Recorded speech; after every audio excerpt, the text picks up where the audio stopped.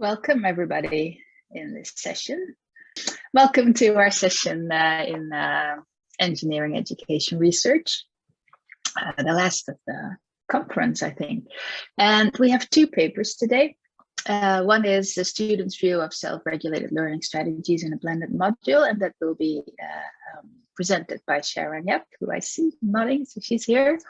And after that, we have students' perception of multicultural group work in the international engineering classroom. That will be presented by Shu Ping. Yes, there you are. All right. So two sessions. So basically we have half an hour per session. That's quite nice. But first, will the videos be shown, or have you uploaded videos both? Yes. So shall we take it one video, have a discussion, and after half an hour we do the second video and we have a discussion, and we can see if we need some joint time in the end, but that will work out. All right, so the floor is for Sharon. Yep. Hello everyone, thank you for joining me for this presentation on students' views of self-regulated learning strategies in a blended module. I will first touch briefly on the link between self-regulated learning, or SRL for short, and CDIO Standard 2, before moving on to a discussion of SRL and then leading to conclusions from a small inquiry we conducted at my school with some implications for teaching practice.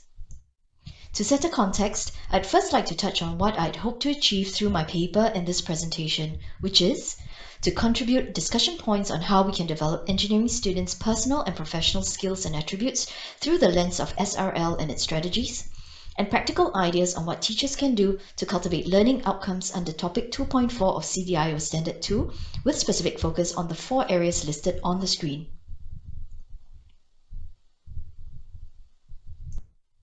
Although my intention was to contribute, in fact, I believe it is I who have gained the most from producing this work, as I came away with a powerful insight that the Standard 2 outcomes are not just results that we hope to see in students, but the very foundations on which they may thrive in their learning. That is, the ability to make judgments about themselves, having the means to make suitable adjustments to their learning approaches, and the drive to be lifelong learners. Accompanying this realization is an understanding that these foundations must be deliberately integrated and explicitly built with a keen knowledge of how our learners perceive themselves and their learning choices, and appropriate provision of resources such as SRL strategies and coaching to help our learners learn to evaluate themselves and their choices. The underlying premise to my argument is that awareness and repertoire are important enablers for our students to manage their learning. An awareness of how learning takes place, and a repertoire of learning strategies that empowers them with the flexibility to make adjustments as needed. I think we all share a vision of happy, healthy, independent, self-efficacious and confident learners. But the reality is that not all students come ready for the learning experience.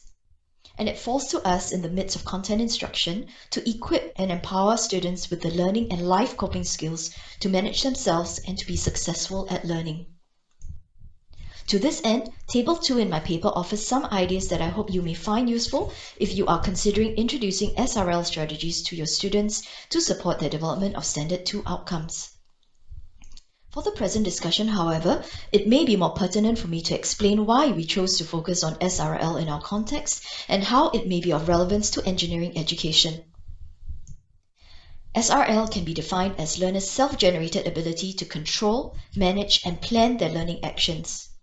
This involves a mindset of being an active agent in one's own learning and a skill set of being competent in the flexible and appropriate use of strategies to set learning goals, evaluate one's progress, and to make pertinent adjustments.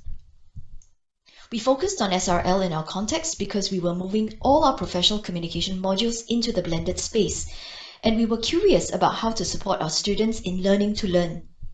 We hoped our blended curriculum would offer students greater flexibility and control of their learning while encouraging self-directed and lifelong learning habits. But we also recognized that with less instructor supervision, students had to be more self-reliant and self-regulated. We observed that some students responded well with little supervision, while, consistent with the literature, there was a segment that struggled with the format. So we wanted to know what was going on with our students so that we could improve our curricular and instructional design. Although we did not start explicitly with SRL in mind, This was the salient construct that kept coming up when we conducted our research into learning to learn in the blended and online environment. For our purposes, we focused on 9 SRL strategies correlating to online achievement based on a meta-analysis conducted by Broadbent and Poon, as we felt they were very relevant to our blended context. We organized these 9 strategies into a handout for our students to use, with one part focusing on cognitive and metacognitive strategies and the other on resource management strategies. For each strategy, we provided a definition of what the strategy is about and easy-to-use steps for students to apply the strategy. For these, we drew inspiration from Broadbent and Poon and the famous MSLQ by Pintrich and Company. The handout appeared to have been helpful, but by no means was it a magic bullet. As, consistent with the literature, we saw that there was a great deal of fluidity and complexity in the way students made their choices. What we discovered from our students is that they had very positive beliefs about the value of the SRL strategies and indicated that the strategies could serve as drivers of their ability to participate and develop in self-directed learning. But their beliefs and choices were dependent on how relevant and easy to adopt the SRL strategies were. And of greatest interest to me, how compatible the strategies were deemed to be with personality and learning style. It appeared that our students were making deeply personal choices. How we drew these conclusions was through a simple survey study that we conducted with 109 students who responded to 2 surveys over the course of a professional communication skills module. The first survey was administered at the start of the semester and the second at the end of the semester. Responses from the first survey indicated to us that our students had largely positive beliefs about the value of SRL strategies, revolving around the themes of self-betterment and effectiveness of learning. This was also where we began to notice that there seemed to be unspoken expectations that SRL strategies must be relevant and valuable to the context and familiar or easy to use, if not habitual or second nature. At the end of the semester, we asked respondents if they intended to continue using the SRL strategies, and a large number said yes. Those who responded positively said they perceived improvement in various aspects of learning management and performance, and indicated they felt they would benefit not only in the present context, but in work and life as well. Importantly, we noted a heightened sense of self-efficacy, with some respondents saying they were more confident dealing with novel situations. Equally instructive were those who said they were unsure of continuing to use the strategies. Their sentiments allowed us to construct an understanding that applicability and ease of use were key considerations for learners. We were also struck by responses given, although this was from a small number of students, who said they did not use some of the SRL strategies despite their earlier intentions. From their sentiments, again, we can grasp the salience of perceived relevance, ease of use, and more clearly this time, fit with personality.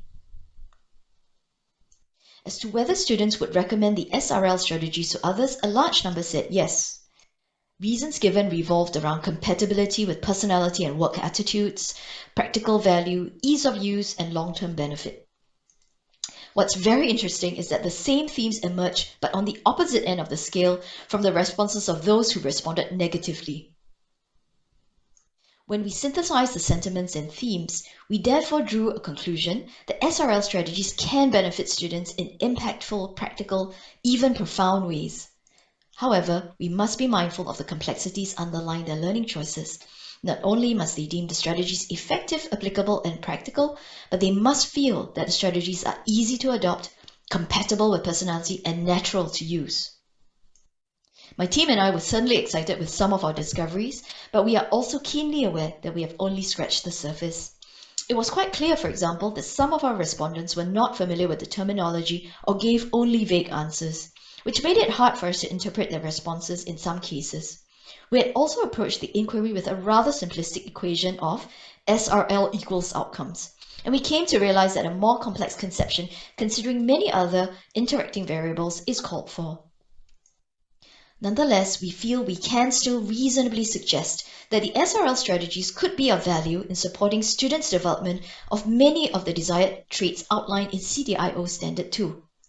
Students' reports of greater awareness of managing their learning and the resulting benefits parallel Topic 2.4 competencies, such as persisting at tasks, adapting and adjusting for self-improvement, and the ability to manage resources, among others. Again, it is pertinent for us to bear in mind how our students may be making their learning choices. In addition, our students' knowledge of learning and learning strategies is imperfect. They may not recognize opportunities or persist in their efforts if they do not perceive relevance or fit, or encounter difficulties. Therefore, it falls on us to help them form habits that improve their attitudes, approaches, and processes for learning. The implication for teaching practice may be that, in addition to content instruction, we must also be well-versed in the learning sciences so that we can play the role of learning coaches. As argued by some in the literature, we must develop suitable educational approaches to scaffold students' learning effectively and facilitate their use of adaptive self-regulatory learning strategies so that they can improve learning and performance. This certainly makes our lives more complex, but if we can do this well, the value to our learners could be immense, not only in their studies, but for life. Thank you very much for your kind attention. Thank you so much for that video. Super nicely done. I'm going to open the floor for any questions from the audience for sharing. Elizabeth. Yes, good morning. I have a question about motivation. What kind of theory you used, or how did you approach motivation in this study that you had? Thank you very much, Elizabeth. Actually, the concept of motivation was something that we realized we should have taken into account as we got started on the study. When we started off the project, motivation wasn't actually something that was top of mind. We were pretty much focusing on this idea of learning to learn, and it was actually as we conducted the study, as we started to evaluate the data, that we realized there were all these other interacting factors, with motivation being one of them. So I have to say that there was no explicit theory of motivation per se that we actually took into account, but it is certainly something we've come to realize needs to be in the picture for a more complex understanding of the students' decision making to emerge. Sorry, Elizabeth, I guess I did not really answer your question, but yeah. Okay, no, that's okay. Thank you. Sorry, my camera is a bit off today, but thank you. And the next question is for Emil. Okay, thank you very much for this presentation. I think this is an extremely important subject, maybe the most important one for me.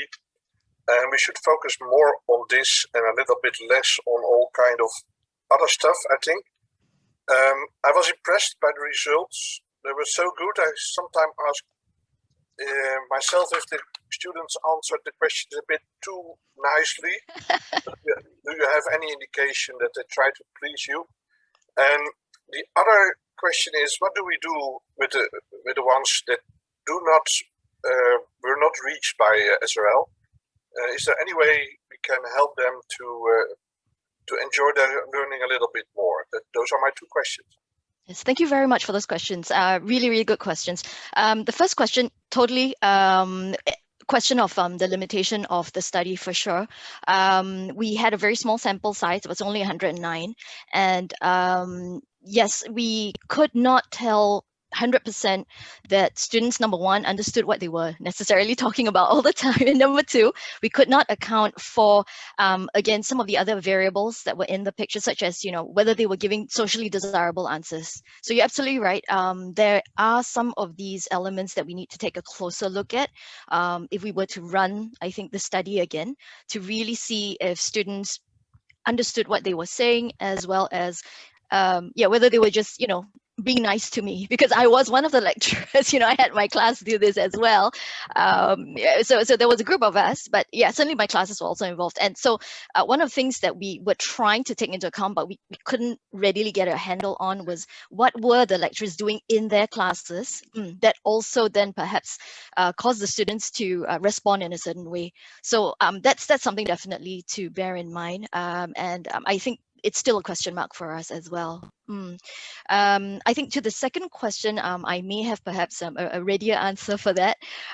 So one of the things that we came to realize is that the context in which the students are applying self-regulation and self-regulated strategies is a rather big consideration.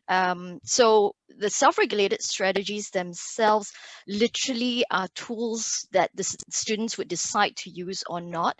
But again, bearing in mind that the students' understanding of the strategies is imperfect. I think one of the things we could do is, in the context that we find ourselves in, if we find that students are coming up to us and saying, you know, I'm bored, I don't understand this, then perhaps for us, it's, you know, sort of using a teachable moment there to say, well, how have you been managing your learning here? Have you been attempting to just memorize and rehearse things?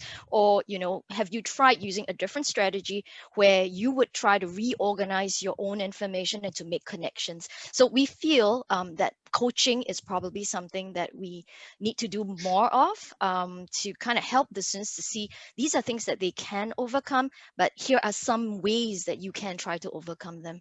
Yeah, so I guess right now we see it very much at a very micro level. When you encounter the students in class, it could be at that point where you kind of help them, you know, over their struggles. I think another way which I believe, but you know, haven't really followed through very well, was what we attempted to do with this study, which was upfront to give the resources to the students to say, let's, you know, try to make things as straightforward for you as possible. Maybe I can give you, you know, some sense of the strategies you could use, and then, you know, coach you through them when the opportunity arises.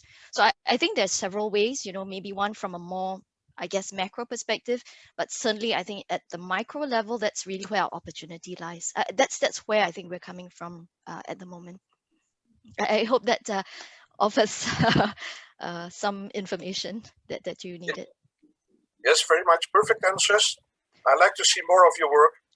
Should be a keynote on the next CDIO, I think. Oh boy, I'll do my best. Thank you. Any more questions? See you? Yeah, may I just ask a question? Because here from your slides, you talk a lot about the SRI should fit with the student personality. So can you please elaborate on that one, or just give me an example to help me understanding what does this sentence mean? Okay. Yes. Thanks very much for that question. So that was one of the most interesting things that came out for me personally from the study.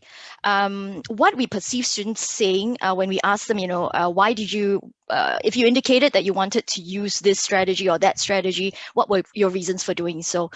We also asked them, you know, if you didn't use the strategy, what are your reasons for doing so? So thematically, across the responses they gave, those who said, those who had a positive impression as well as those who didn't have a positive impression, seemed to indicate that the strategies had to sort of fit with who they thought they were. You know, it was one of those things where if I didn't think that this strategy suits my learning style, so some of them had responses, very broad responses that way, you know, they didn't suit my learning style, or this is second nature to me, you know, when I was in secondary school, before I came to the Polytechnic, my teachers already taught me, or I already knew how to do this. There was this sense that it had to be very, it's, you know, something that was habitual, something that I didn't have to work very hard at. And if I perceived that something that I had to learn and that I had to work hard at, and it just, you know, didn't gel with who I thought I wasn't going to use it, or I would use it, you know. So that was something that was just really interesting. The reason I have framed it in terms of personality is because, yeah, they kept talking about, you know, it doesn't suit me, it's not my style.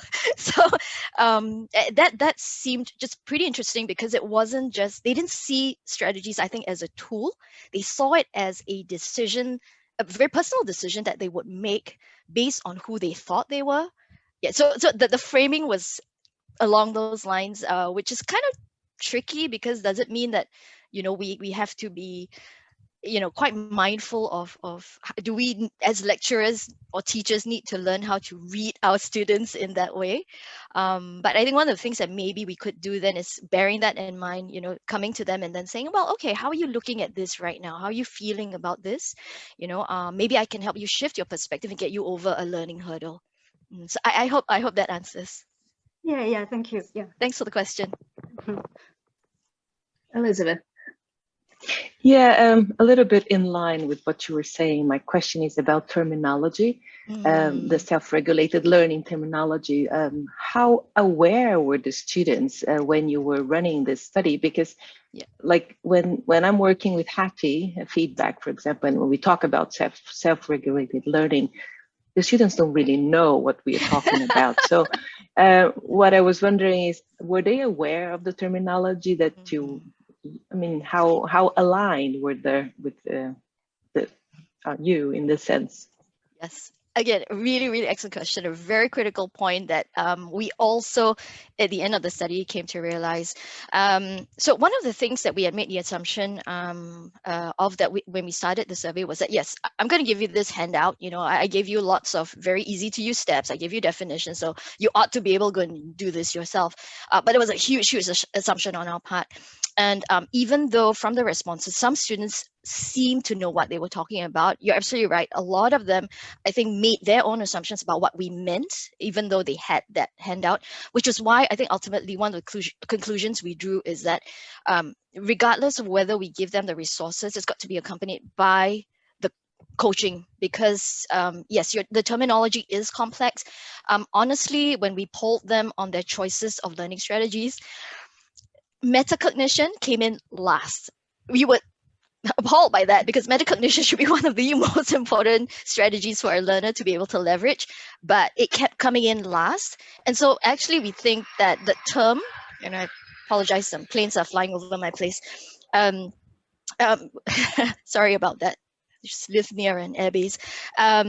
So one of the things where we realized is that that is something we need to help our students become familiar with as well. What is the terminology? What's the vocabulary you can use so that we can all have conversations on that? So again, absolutely right. It is one of the limitations. There were some things students were saying that we couldn't very clearly interpret.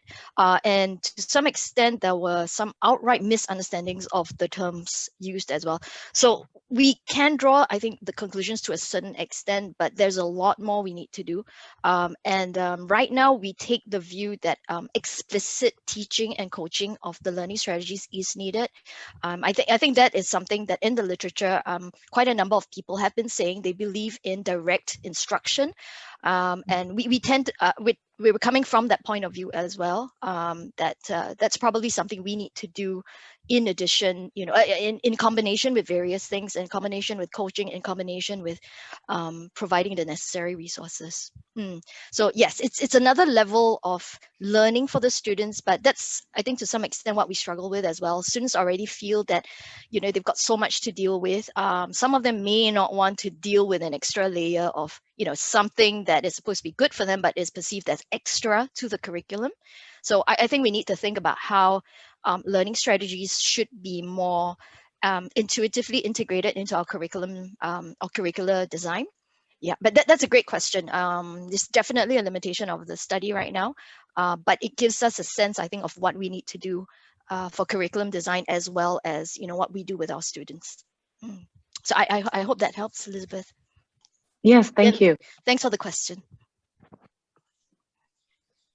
Perhaps I can add another question to that. That the way the strategies were defined, it seems to go in an increasing scale. So, for instance, the effort regulation, you know, persist and continue, not saying, okay, so see how much effort you need for the goals that you have, and also let go at the right moment, which could also be perceived as a strategy. And the same was for elaboration. So more info, but you also need to know when to stop. When do you have enough info and go? Yes.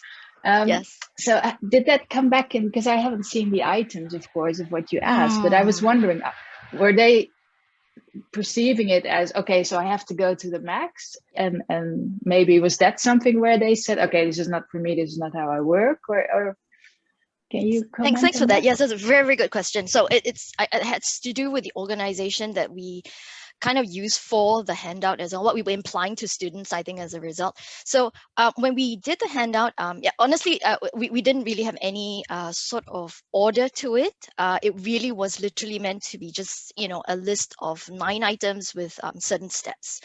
The reason that we divided them into the two main parts was that it was just actually an organizing function that we thought would help the students a little bit more. So what we sort of listed under cognitive and metacognitive, and again, the categories cognitive, metacognitive, and resource management were informed by the literature, and we kind of lumped cognitive and metacognitive together because we thought the strategies here were the ones that allowed students to do their sense making, to engage with content, to try and make sense of the content. Whereas resource management were things like manage your time, manage your workspace, manage, the help, that you could seek.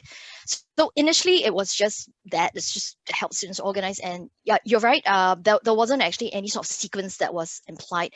So honestly, we don't know if students sort of saw it that way, but the responses coming back, and I think it was the way we asked the questions as well. Basically, the questions were, what did you choose to use and why, or what did you not use and why? So the implication to students, we had assumed, is that they would just pick and choose whatever they liked without, thinking about sequence. So I think looking at the responses and how we asked the questions, I think it was more pick and choose kind of thing.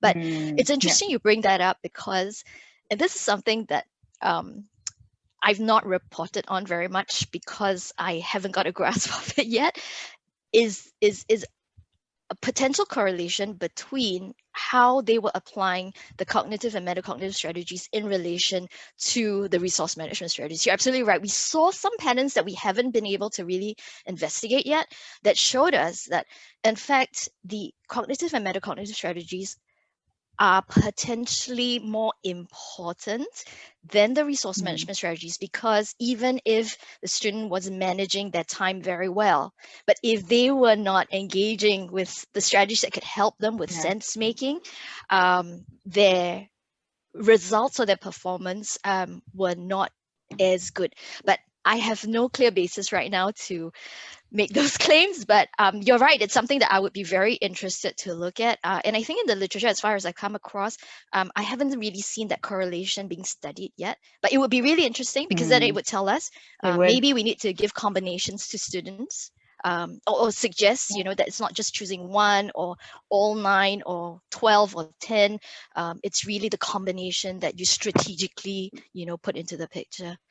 Yeah, so yeah, thanks. I got excited because it's something that it did pop up actually, but unfortunately I have no claims to make there yet. Is there any other questions from the audience? No. And one final small question. You surveyed both non-engineering and engineering students. Did you look at the engineering classes, if the answers were different there from the rest? I'm so interested to see if there is a difference. I did actually attempt to look at that.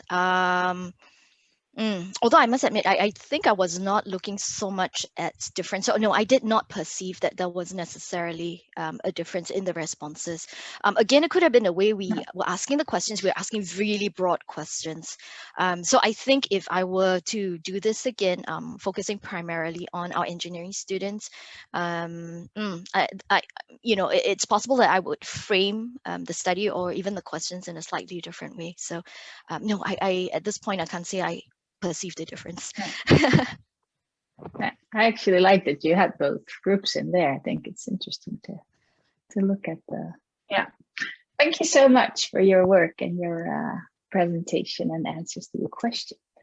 And then thanks for the opportunity. We will now. You're welcome. Now we will move on to the next presentation about the multicultural international classroom. So if our host could put on the next video. Hello everyone, my name is Cui Ping, a postdoc researcher at the University of Technology, the Netherlands. Today, I will present our study on students' perceptions of multicultural student group work in international engineering classroom. At the beginning of the presentation, I will give you some background information of this study. From the year of 2018, the university released its future engineering education goal of challenge-based learning. It means that students need to work in multidisciplinary and multicultural teams to solve a real-life, open-structured challenge. Our study focuses on multicultural student team in the current international classroom at the university. To create a diversity and inclusive learning environment, the university has firstly worked on structural diversity, namely setting English as the official working language and increasing the international student intake number. So by the year of 2030, over 20% of the incoming bachelor students and nearly 35% of the incoming master students are from outside of the Netherlands. At the same time, the university has worked on the classroom diversity, namely, staff and students appreciate the diversity and multicultural teams, gain multicultural experiences, and further enhance the education quality. Against that background, we know from the literature that multicultural student teams are not always functioning as effective as we thought. Sometimes such groups may even cause more unexpected conflicts than homogeneous groups. Therefore, this study aimed at exploring students' perceptions of multicultural group work experiences at the current international classroom at the TUE. We used input precise output team effectiveness model from Marx as our theoretical framework. In his classical framework, the team input influences team precise and further influences the team output. As the figure shown, the typical input variables include individual member characteristics, such as the competency, task structure, and the influence of external leader. The team precise include the transition, action, and interpersonal precises. The transition precise includes task analysis and task division. The action precise includes group coordination, etc. And the interpersonal precise includes conflict management. At last, the team output often consists of group performance and team member needs. To achieve our research goal, we formulated two research questions. The first question is, what challenges and gains do domestic and international students perceive from their multicultural student group work experiences? The second question is, what factors that influence the effective multicultural group work can be found from students' experiences? To answer the questions, we purposefully selected 10 master students to do the semi-structured interview. These 10 students are 5 Dutch and 5 international master students. They have been done multicultural student group work during their master studies frequently. Our interview questions are structured according to the input precise output framework. For example, we asked the students, how do you usually form a multicultural student team in your past experience? Are there some considerations in your mind when you choose to work with international team members?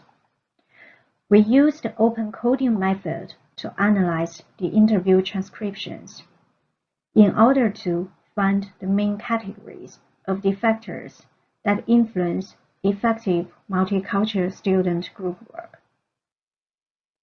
Let's look at the first research result. Domestic and international students all mentioned certain challenges, such as language barrier and cultural different ways of interaction. There are slight differences in challenges between domestic and international students' perceptions. For example, only international students mentioned the challenge of token member. It means that becoming an only one international member in a Dutch student group. In this kind of situation, Dutch students are more easily to switch to speak Dutch. That made this international member feel isolated. On the other hand, Dutch students mentioned the challenge of extra efforts to collaborate due to different background more often than international students.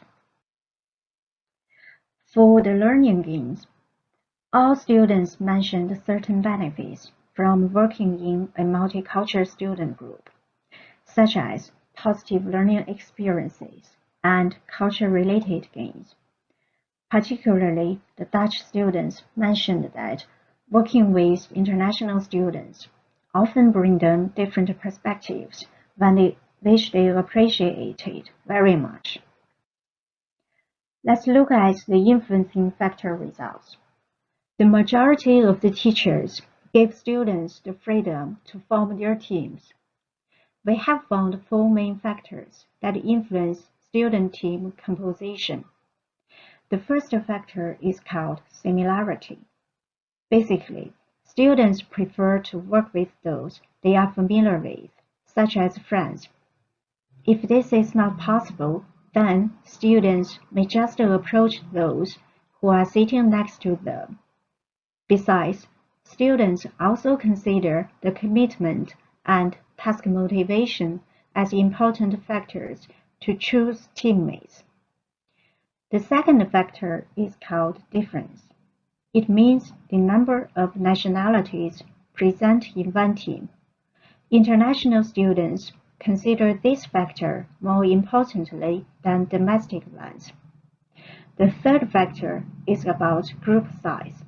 The proper number of students present in one group would be between 3 to 5. The last factor is the role of the teacher.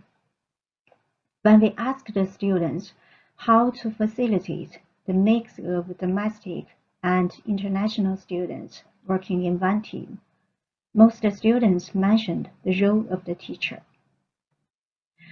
Now let's look at the factors that influence the key group processes. 4 factors were found in dealing with disagreements in a group, namely time, personal needs, member relationships, and the role of the teacher. For example, the member relationships. If the group members are very open and friendly, then the students are willing to engage in the discussions. However, if some group members are very insisting on their own ideas, then it influences other members joining the discussions. For the lagging behavior solution, 4 factors were found: task deadline, the reason of the lagging, cultural influence, and the role of the teacher. Just like a cultural influence, for some cultural contexts, it's difficult to directly remind the person who is lagging, while for other cultures, it's very normal to do so. Thank you for your attention. Thank you, Sue, for this video. And we'll go with the questions again from the audience first. In that case, I will start. Did you look at the learning that happened when groups were having such a difficult time working? I mean, it sounds negative when they say, oh, when it was really tough, etc., but it might actually be a super learning opportunity. Thank you for your question. Actually, this is the first step in my whole research project. And our initial aim is just the first to try to explore what happened or what the challenges or the learning gained, how the students reacted with working in such an international student team or multicultural student team. So we didn't pay that much attention on the learning things. But our next study is an observation study. At that study, we do pay attention when different number of nationalities involved in one team. We try to compare what is the learning happened within each team. Yeah. And did you feel that the cultural differences between your respondents within the group, so within the 5 Dutch or within the 5 international, did that make a difference? Did that impact the results in some way? Yeah, that's kind of a limitation. The study was conducted last year, so that's the COVID situation, which makes us difficult to approach more diversity students. As you may see in my case, I have 3 Chinese students and only 2 from other countries. So I do see some differences. For instance, when these 3 Chinese students, when I ask something, I do find some similar answers from their part. But from the international student from Portugal, it seems like for her, were slightly easily to integrated into the Dutch learning culture. Yeah. Elizabeth has a question. She is there, even if her camera falls out every now and then. Yes. I have a question about the composition of the group that you talked about, the composition factor, as you say, because you said the study was run on last year when you were teaching online. And one of the factors that you mentioned was proximity, physical proximity. So I was just wondering, how was this done? How did you measure this? How did the students perceive that?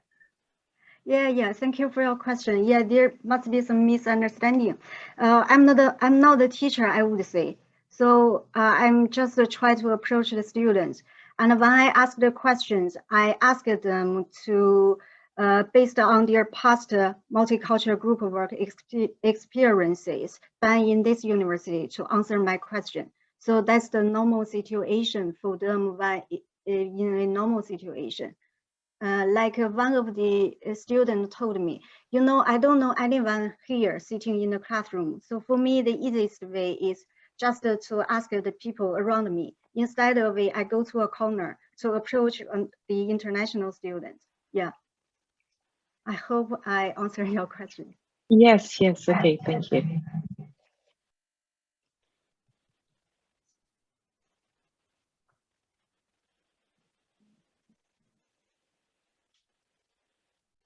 Any other questions from the audience, or perhaps some experiences with the international classrooms at your university? Yeah, that's also what I want to ask you. So nowadays, universities are becoming more and more internationalized. So I would also want to hear from you, how do you think, or what challenges do you meet when you have such an international student team, when you are the teacher of, May I say one thing that in your research, so you just divided into student to the Dutch student and not that. But in our experience, as you say, that nowadays as the whole world is international, in a way that we say at KTH we used to call the student for our home university student, which are, as it's not probably easy to say them that they are Swedish students, because there are quite many students who have another kind of cultural background, but they, as I said, it's very problematic to call them Swedish student, but in a way, I don't know, there is not proper term for that, but then we have quite many students who come from another country directly to the master courses, and we have an exchange student. So those kind of categorization is also became more complicated. And how does this student identify themselves? That's also another question. Mm-hmm. So in my class, I'm teaching Japanese language in Sweden. So if I have 30 students, if I just guess from their family name, probably I used to have one third student who have another nationality. I don't know, I call it nationality. We have never examined the nationality. It's one thing. We cannot ask a student which nationality they have, but anyway, the cultural background. So this is a little bit the difficult things to say who is. So we feel it's an international. They're very interesting question. That's my remark. Yeah. Yeah, thank you for your remark. Yeah, I agree with you. It's particularly the thing is in the Netherlands, the English is even not their native speaking. So in that kind of sense, for Dutch students, they are also kind of treated with, I mean, of course, within this country, they are the domestic students, but in the classroom, they all need to speak the second language to communicate with each other. Yeah. Johan. So, I have a question on team dynamics, on the composition of teams. So there is a well-known graphic where you can see that the most high-performing teams are heterogeneous, and then there's a bulk of homogeneous teams that perform okay, and then there's a bulk of heterogeneous teams that perform poorly due to conflicts and so forth. And in my personal experience, I tend only to deal with the latter, that I come in when there's a problem in the heterogeneous team, and that could be, well, due to that the students come from different countries, and can also be due to that they come from different backgrounds in national Sweden. And they, from outside, those differences may look small, but they certainly do matter in the teamwork in the beginning. But my question is, how can I sort of find these top-performing high heterogeneous teams? How is there someone who does something to actually sort of promote high-performing heterogeneous teams rather than firefighting with the poor performing? Yeah. That's a good and difficult question. Well, yeah, you are right. From the literature, we all know that like diversity student team, they have more creative, they have more different perspective. Mm-hmm. So in some complex, challenging based task, yeah, it also depends on the task characteristics. So in those type of complex and challenging tasks, diversity team will perform better than the homogeneous team. But I saw that the thing is, if you remember my results, actually I mentioned a lot about the role of the teacher, which can facilitate such mixed nationality student team to perform well. For example, like the group composition, if I listen to the students when I have the interview with them, actually they don't have such a stereotype. I mean, for the Dutch and for the international students to work with each other. But the only thing for them is that they don't get well known with each other at the beginning. So that's the only reason why they didn't choose to mix with each other. And if the teacher can facilitate them, they would be happy. They are quite open with each other. Yeah, this is the first thing. And during the group process, of course, because of the language issues and also maybe the different communication styles, they need a lot of more efforts to collaborate with each other. But at this point of view, when they couldn't search some agreement or they couldn't continue, if the teacher is there to facilitate, they were also very happy to be continued. So that's, I would say, the teacher is really important in this perspective.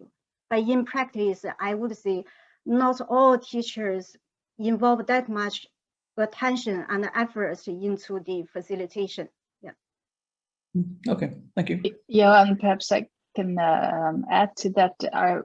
We experimented at a certain point with having students get to know each other and their level of ambition. So when they had to form groups, we let them form the groups, but we gave them some exercises basically to link with one another first, and then find people who had the same ambitions. And we did that very value free. So it was not that, you know, you're a slacker or something, but it's just, okay, these coming 10 weeks you have to work.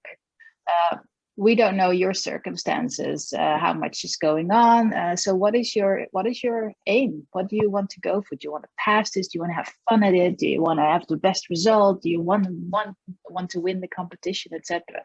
And then based on those questions, they formed groups, and that worked quite well.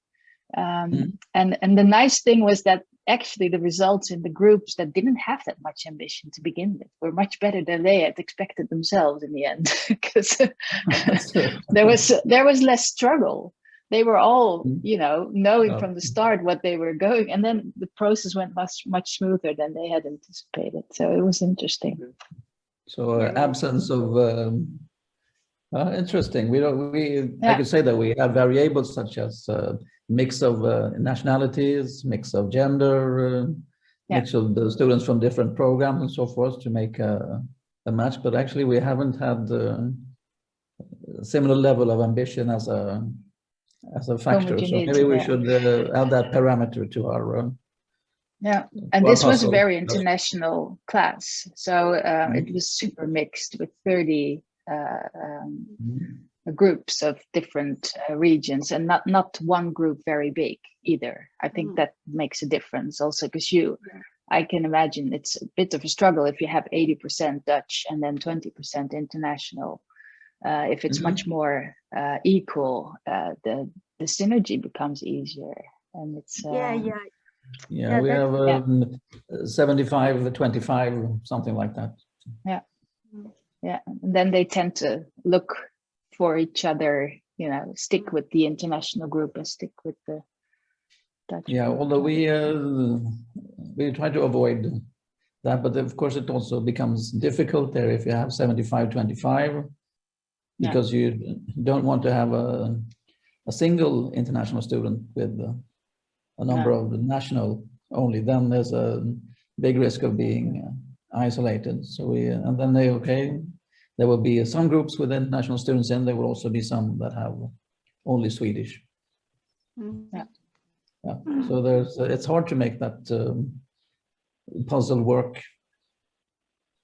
But that's the difficult part for the structure diversity, because I mean, Sweden or here is not English-speaking countries.